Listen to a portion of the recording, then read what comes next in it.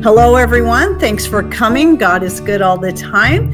And we're going to get started today in our topic on food preservation and the nutrients.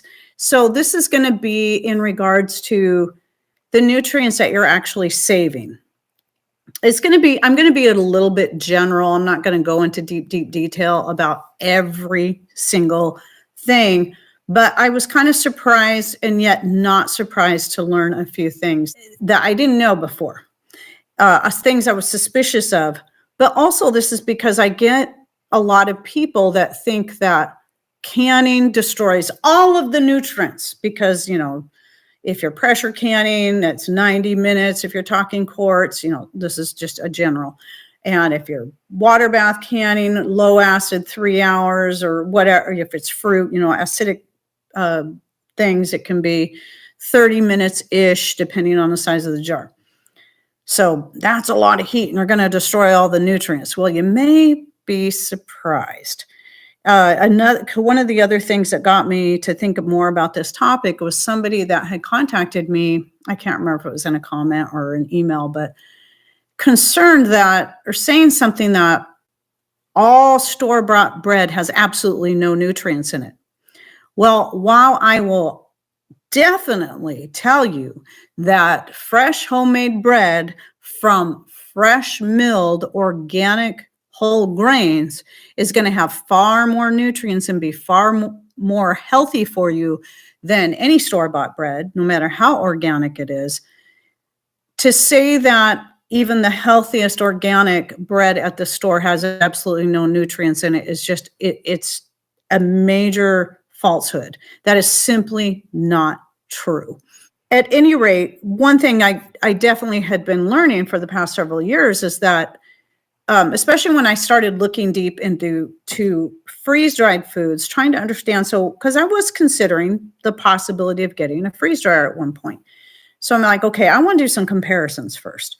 What nutrients are being measured when they're comparing freeze-dried to dehydrated? What temperatures are they using for dehydrated foods and comparing it to, which they're always comparing it to foods dehydrated at 160 degrees and above, which I never dehydrate that high, ever.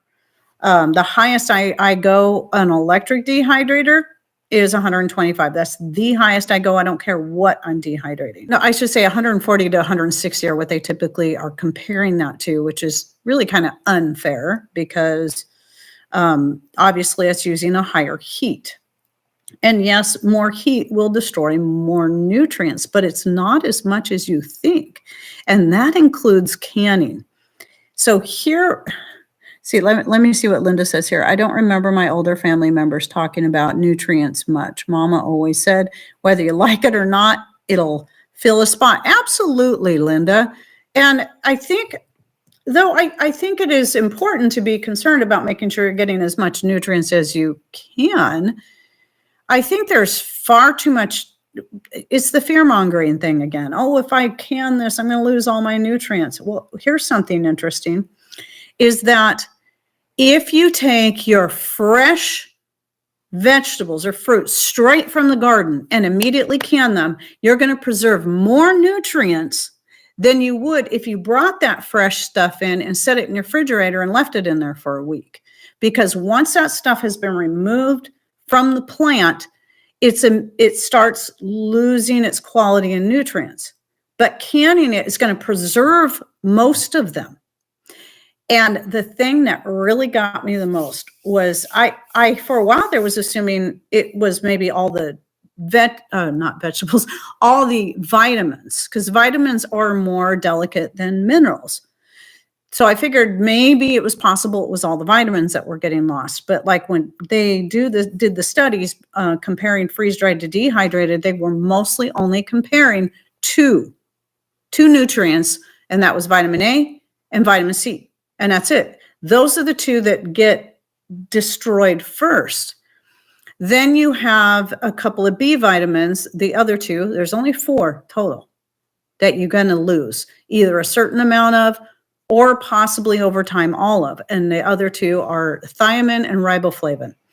And I was like, Wow. So that would tell me you're probably still keeping all the rest of your B vitamins on all the other vitamins. And I already knew that you keep all of the, hi, Tyler, there you are, that you keep all of your minerals, all of your fiber, all of your protein, all of your carbs. Those things just don't get cooked out.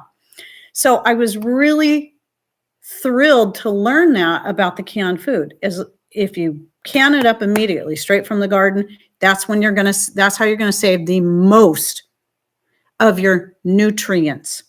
So not all B vitamins, just 2 of your B vitamins, thiamine and riboflavin. Not all of them. There's far more B vitamins than that. So A, C, thiamine, and riboflavin. And here's the thing. You don't lose all of them just from canning, just from heat exposure. That surprised me, especially C, because we're always told, oh, you're going to lose all of your C vitamins if you cook something. Well, that's not true. That's actually not true. You're going to lose at the most 50%. It's still a lot, but it's a lot better than all of them. And at the least, maybe only 30%. Now, as with any preserved foods, sitting in food storage for years at a time, especially if they're getting light exposure, yes, the nutrient, like it is still going to be mostly the vitamins. You're going to lose more of those over time, but it takes a while. But with each year, you're going to lose a small percentage. So that can be canned, dehydrated, or freeze-dried. So whenever you're given these shelf life things, it's not that at 15 years, 10 years, 2 years, 1 year, that all of a sudden, oh, this is all bad, I got to throw it out. No, that's not what it is.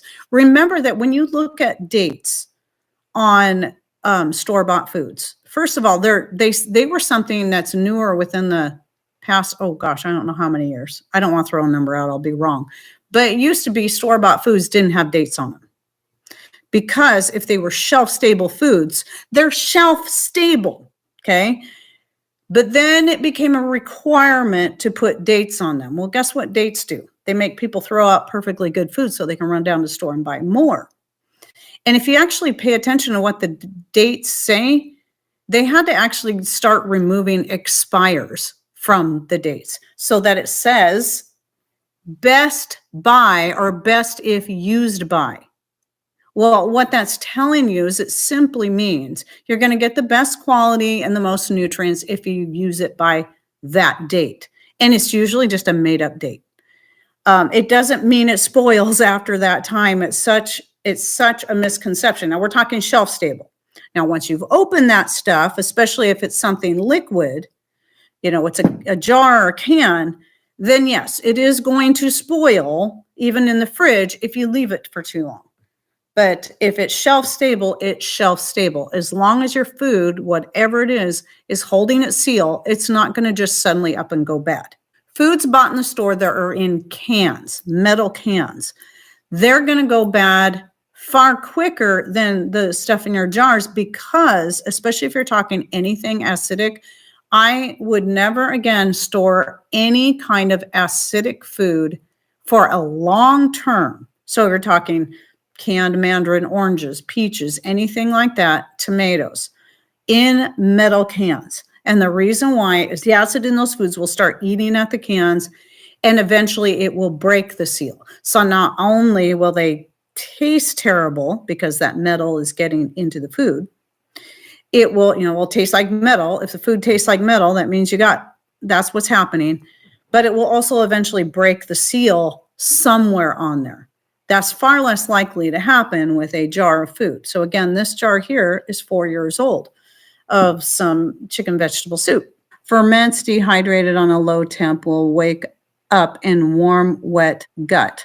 I even use some as a starter. I absolutely agree with that, Linda. And here's why. And this is where my suspicions over, because I'm going to get to the freezing thing here in just a minute. My suspicions over freezing versus dehydrating. Okay.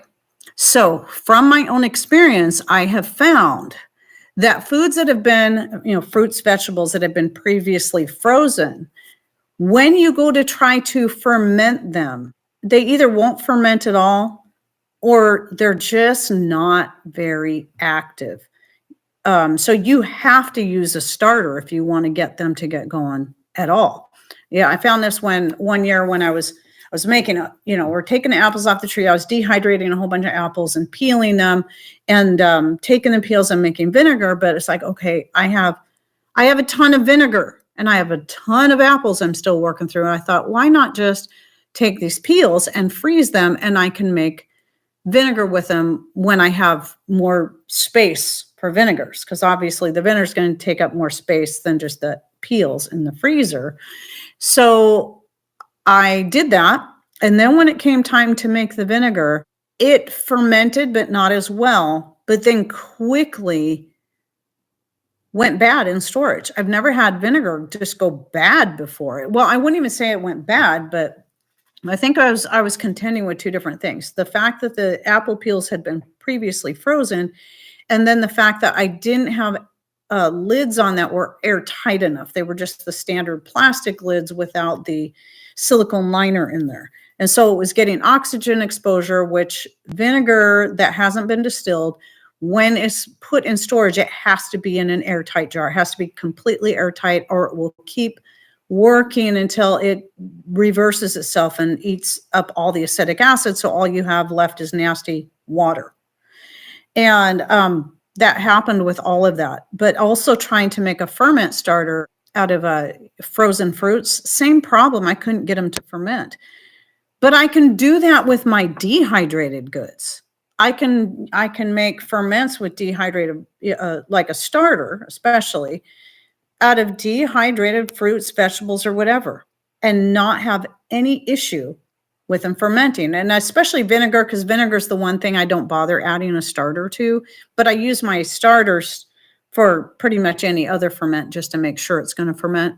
But I never do that with vinegars. Well, all of my vinegars now are made only with fresh or dehydrated produce, and that's it. And I don't have any problem without using a starter getting them to get going. So that told me something about the difference between dehydrating and freezing. I'm thinking, clearly dehydrating preserves the beneficial bacteria and yeast, where freezing doesn't necessarily do that. It might keep some of it, but it's obvious that dehydrating holds it much better. And that seems really surprising considering the fact there's heat applied, but it's minimal heat. It's not the kind of heat like I think it's above 180 degrees and above is when you have to get concerned about it killing the beneficial bacteria. When I got to looking into this, I was really kind of, again, it was surprised and yet not surprised to find that of all methods of putting up food, canning, freeze drying, dehydrating, and obviously fermenting and freezing is the worst for losing nutrients. In some ways, I was still very surprised, even after my experience, because years and years ago, I remember reading that freezing your fruits and vegetables preserves more nutrients than any other form of preserving foods. I'm like, oh, okay, because you're taking the raw food and you're freezing it. So it was kind of a shocker.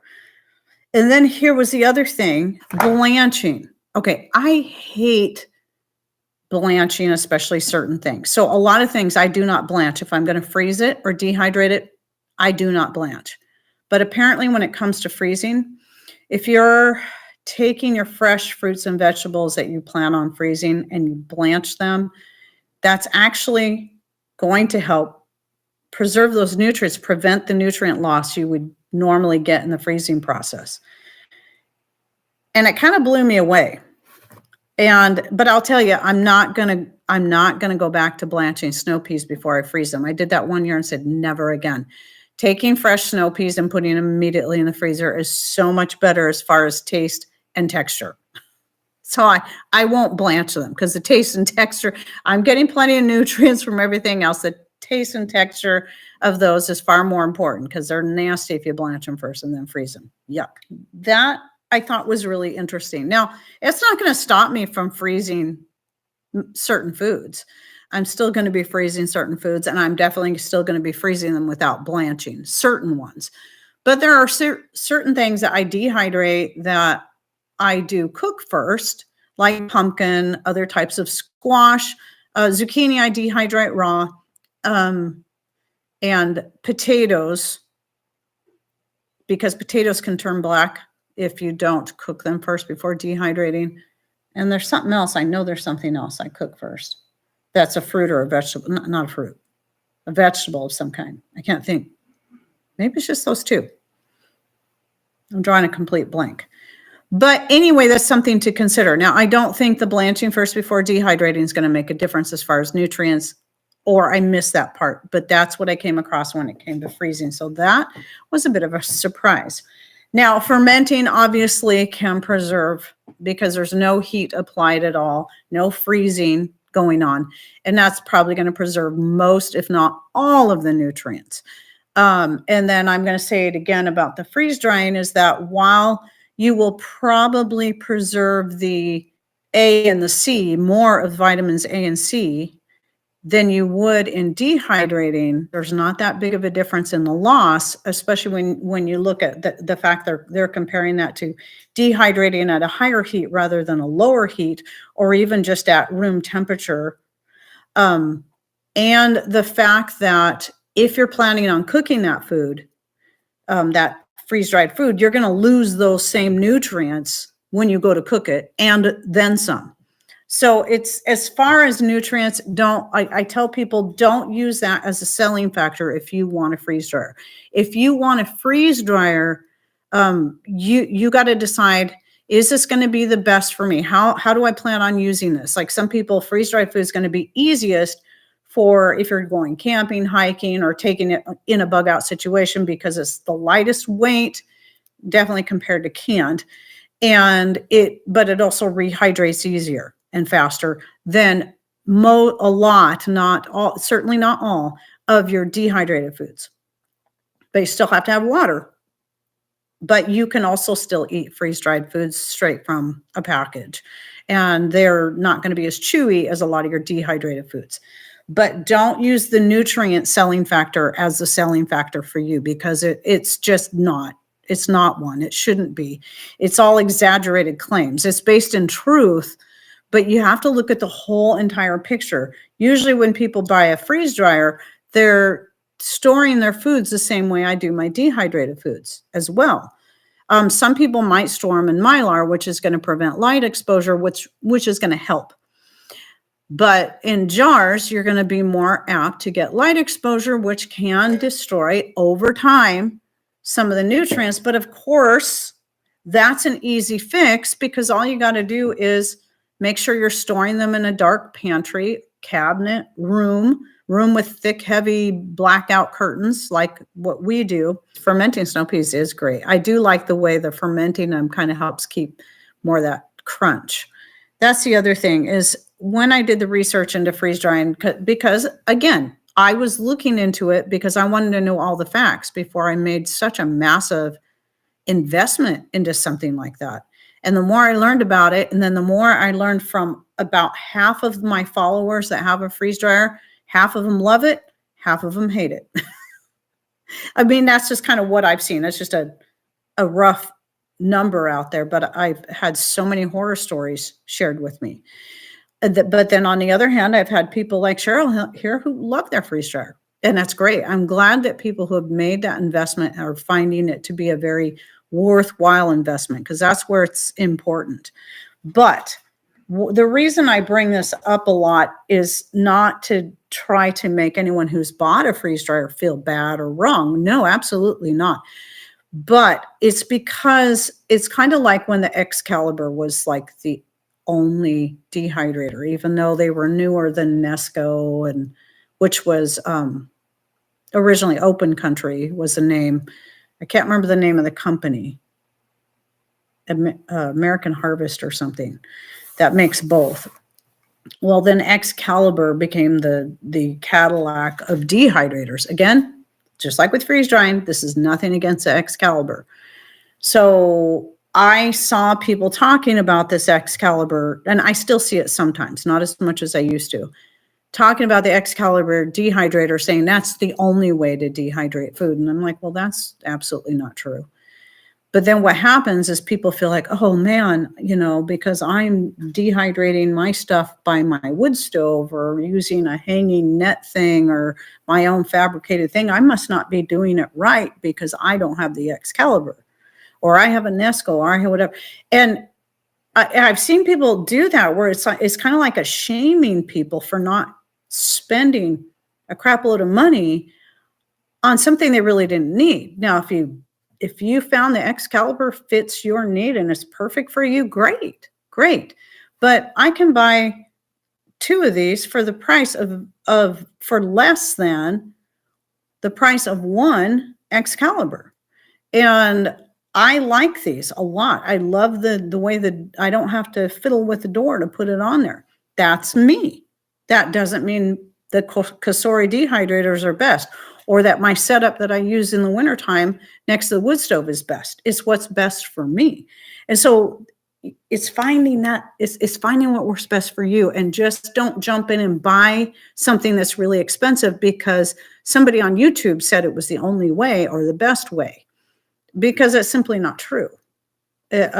It's going to be different for each individual person. Here's the other thing about the Excalibur is that I know they do make stainless steel trays, but I don't know if you can buy them now with the stainless steel trays. It used to be you're spending that much for the Excalibur, but still the trays were all plastic. And if you wanted stainless steel, then you had to pay more to get this, and it was more expensive than a lot of other stainless steel trays just to get those to put in your Excalibur.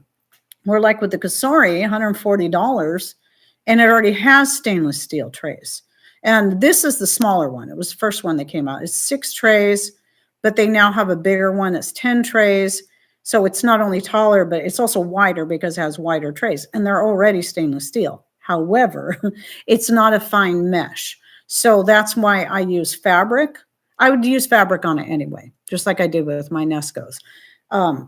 Especially when you're dehydrating something like thyme or anything that when it dries, it just turns into little teeny tiny pieces and it falls through. So now I've switched to linen, but a cotton or a muslin or cheesecloth or linen, something, it has to be all natural and the thinnest fabric you can get. And you lay that on your trays, and then you can, anything that's not obviously really, really sticky or gooey or wet, you can use that and it will hold everything in. So that's the only thing about the Cosori I didn't like was how wide the wire mesh was on the stainless steel, but I'd put that fabric over it anyway, so it doesn't matter. Or I'm using the silicone sheets on there to, for dehydrating soups, broth, milk, whatever, tomatoes, because I puree my tomatoes and then dehydrate them. And so I just pour them on their eggs. Can't forget the eggs. This is one of the things I say almost every time dehydrating and freeze drying comes up is that you don't have to have a dehydrator like this. You don't have to have a Nesco. You don't have to have an Excalibur. You can there's so many ways that you can dehydrate that aren't going to cost you money in equipment or even electricity. So maybe you don't have a wood stove, but you have some kind of heat in your house. If you already got that heat running in the wintertime, you can set up some kind of rack that you can set up close to your heat source. And especially if you have air blowing on it, that's going to dehydrate your stuff a little quicker. In the summertime, if you live in a non-humid place, you can do plenty of dehydrating outside, just in the open air. I just recommend throwing some kind of thin cloth over it so it keeps the bugs off, but using the open air in the sun to dehydrate. These are the old-fashioned ways to do it. Even meat was dried this way.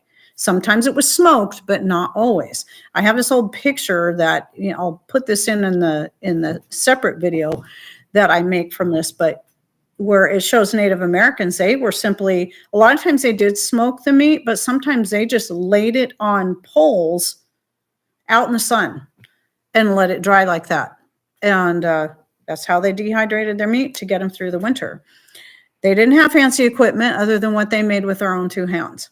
I learned to dehydrate first on a white sheet on a tin roof decades ago. See, You don't need anything fancy. You don't, it doesn't have to cost people an arm and a leg. And I think that's one of the things I take issue with. I mean, yeah, we all like our gadgets. I love having my electric dehydrators, but if I had to, I could just do it without them.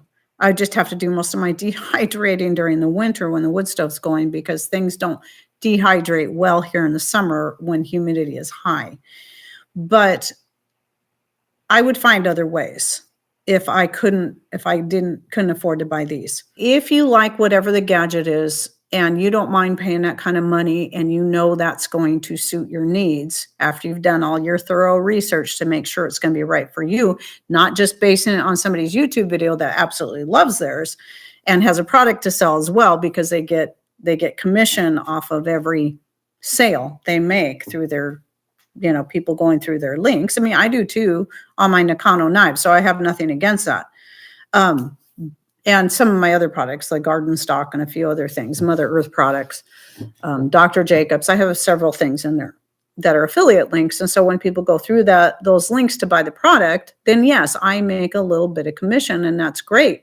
But I'm also not going to try to sell you a product that I'm going to be honest with you about it. Like the Nakano knives, do I think you need them? No, I absolutely don't think you need to go out and buy expensive Japanese knives, because I spent the first, how long have I had those knives now? A year and a half, 2 years at the most. So I spent the first 56 years of my life not having expensive Japanese knives to prepare food with. You don't have to do that. You can use a pocket knife if you want, if you have to.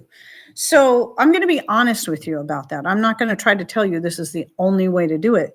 But my point is that when people start pushing expensive dehydrators of any kind, I mean, because for somebody, $140 for a dehydrator is still going to be way too expensive, because they're living paycheck to paycheck on a fixed income.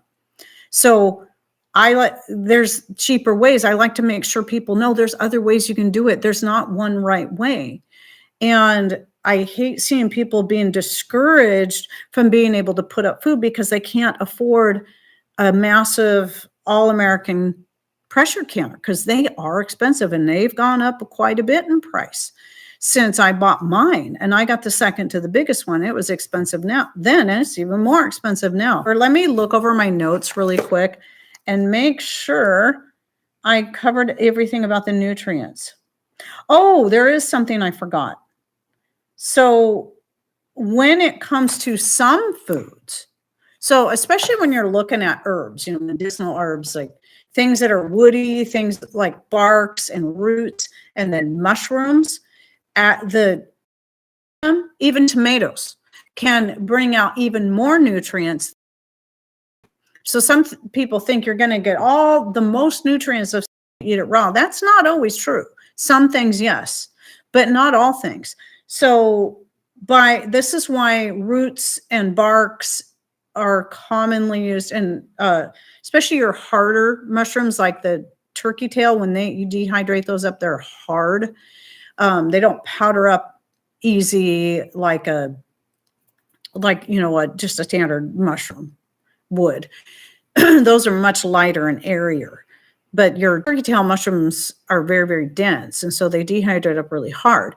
So those are best to simmer, to make a decoction out of, if you want to get most of the benefits out of there. And tomatoes are the same way. Now, while cooking the tomatoes into a sauce, you're going to lose some of your vitamin C and so on, you're going to increase the amount of lycopene that's available. And lycopene is excellent. And sometimes I don't know what I can say on here anymore, but I know lycopene can be very helpful at preventing cancer. So I hope it's okay. I just said that. I'm just saying it can be helpful. I'm not calling it a cure. But it's one of the many things. And so by cooking those tomatoes, you're making your good Italian sauces. The old-fashioned Italian sauces are cooked all day long, sometimes longer, with all the herbs and spices put in there. So all the flavors come out, and it kind of helps also condense it a little bit. But it also is going to increase the bioavailability of the lycopene. So remember, Grapefruit peels, that's another one, and other citrus peels. You brew them, just keep cooking and cooking and cooking them. You'll lose up to 50% or more of the vitamin C, but thankfully not all of it like I once thought. But you'll be increasing the amount of quercetin that's available. Another thing that is helpful in the big C that I just mentioned earlier. So lycopene, quercetin, these are things that you can increase it by heat, which means if you were to can these things, you're actually getting more out of them that way. So really what this boils down to, and I'll finish this topic out with this, don't be so afraid of preserving your foods however you want to do it. Canning, freeze drying, dehydrating, even freezing, even though that's where you're going to lose most of it. Or what do I keep forgetting? Fermenting. Of course, there's other ways to preserve, but the 5 main ways I'm talking about, especially when I'm talking about fruits and vegetables. Don't be afraid. Do what works best for you and what you like to eat. Not everybody likes fermented food. Not everybody likes dehydrated food. Not everybody likes freeze-dried foods. So, because that's the thing too. You can do it the best way that everybody claims. And if you and your family hate it, well, that wasn't really a good idea. Because it's like you don't want to be stuck eating food that you don't like.